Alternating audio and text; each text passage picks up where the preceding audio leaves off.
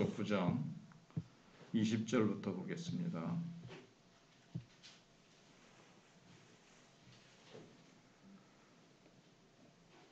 이 사람아, 내가 누구이기에 감히 하나님께 반문하느냐?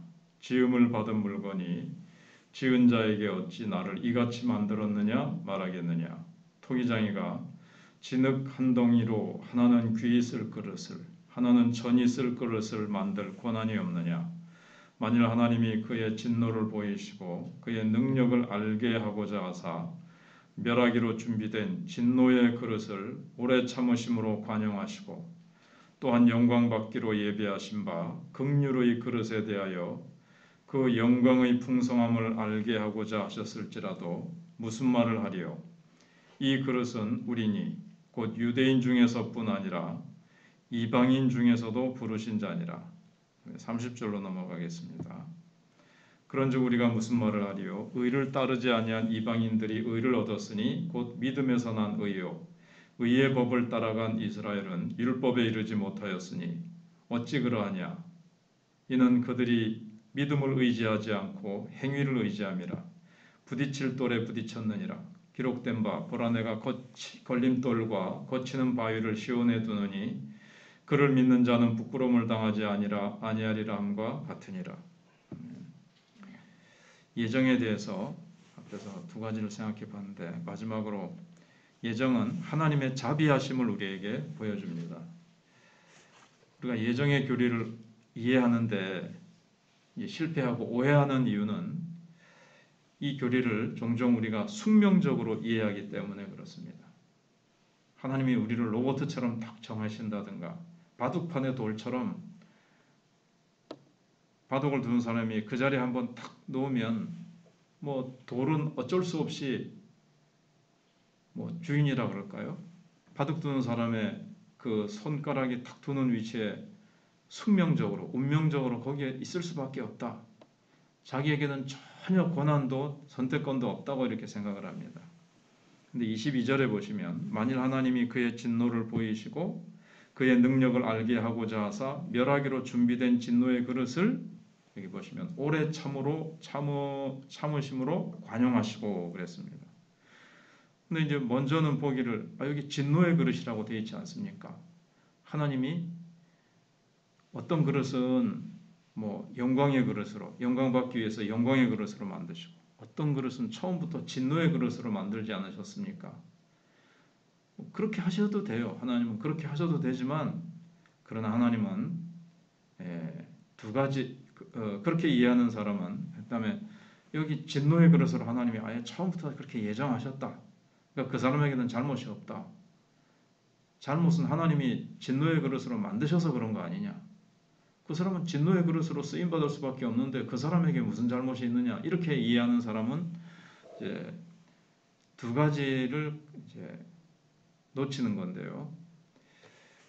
여기 우리나라 성경에는 이렇게 되어 있지만 헬라어 성경에는 멸하기로 준비된 이 동사가 어떻게 되냐면 내가 한 행위가 나에게 돌아온다는 그런 뜻이 들어 있습니다.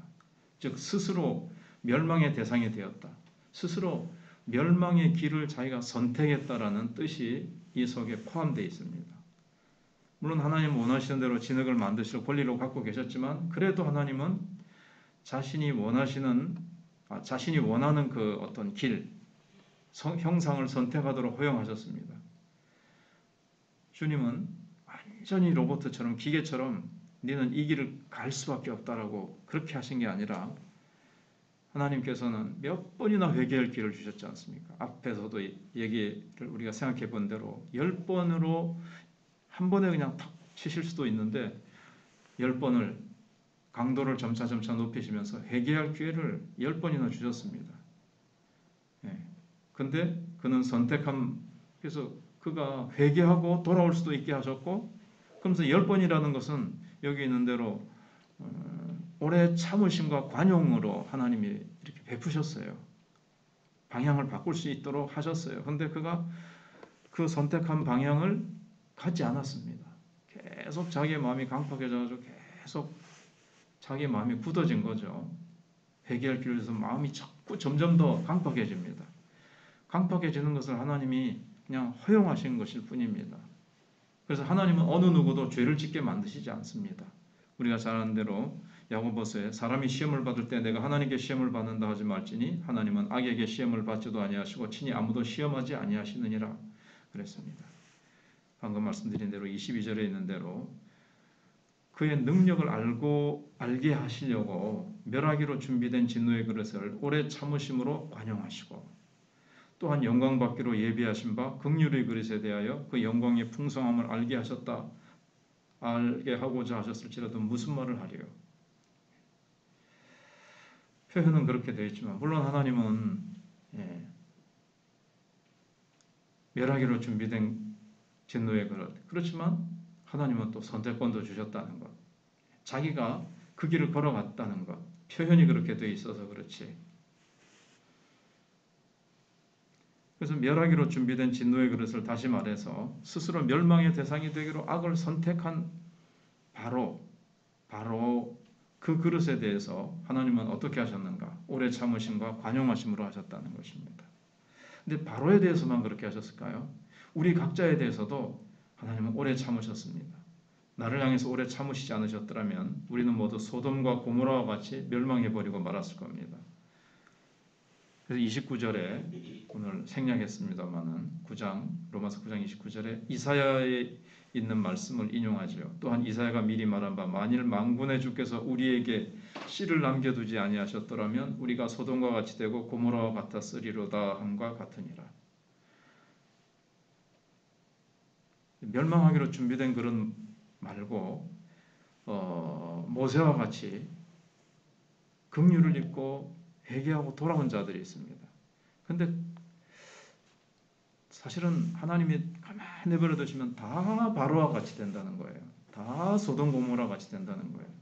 근데 하나님이 남은 자 사상이라고 그러죠. 하나님이 씨를 남겨두셨어요. 그들이 착해서가 아니라 그들도 다 바로와 소돔 고모라 같은 자인데 하나님이 그 중에 몇몇 사람을 택하시고 긍휼을 베푸신 거죠. 근데 하나님이 긍휼을 베푸실 수가 없습니까? 긍휼을 베푸셔서 그 중에 몇몇은 남겨두시는 권한이 없으시냐는 거예요. 그들도 남겨두신 그들도 멸망할 건데 긍휼을 베푸신 거예요. 우리도 바로와 같고 소돔 고모라 같았을 텐데 하나님께서 오래 참으심과 자비하심으로 우리를 대하셨고 하나님께서 우리에게 성령으로 우리의 마음을 녹이시고 녹이시지 않고 그대로 간 자들은 사실 허용하신 거죠. 어떤 자는 왜 그냥 내버려 두시고 어떤 자는 왜 또 남은 자로 이렇게 택하십니까? 그게 이제 하나님의 주권이라는 거예요. 우리도 멸망할 대상이었는데 긍휼을 베푸신 거죠.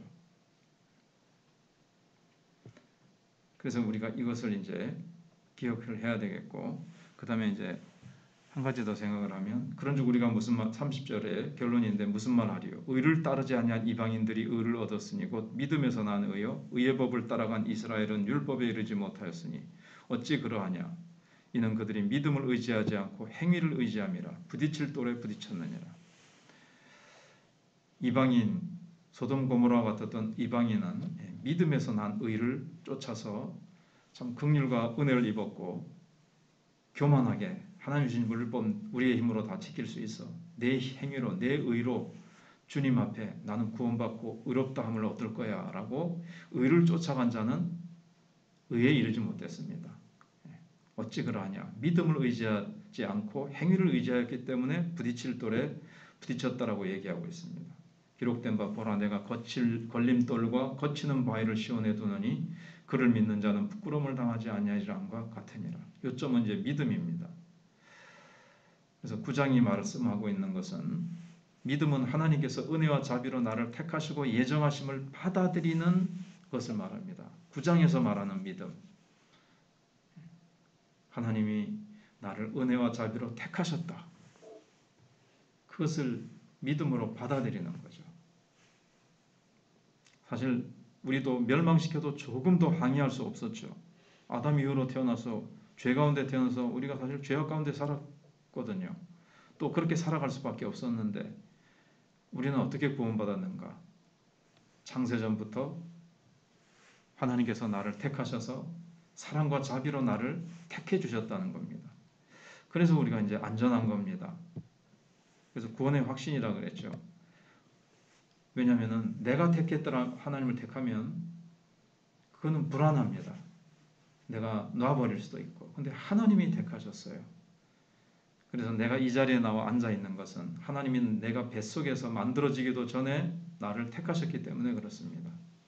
그래서 나는 하나님의 손을 놓아도 하나님은 결코 나를 놓지 않으십니다. 그래서 내가 내 구원이 안전한 것이고, 그래서 이걸 늘 생각하면서 살아야 신앙에 이 감격과 감사가 있게 됩니다. 내가 내 죄를 자백하고 회개하고 죽게 돌아가 손을 혹시 내가 손을 놓고 하나님과 멀어졌다 할지라도 다시 하나님께로 돌아가서 주의 손을 붙잡으면 다시 회복되고 주님과의 교제가 흘러넘쳐서 기쁨이 넘치게 될 것입니다. 기도하겠습니다.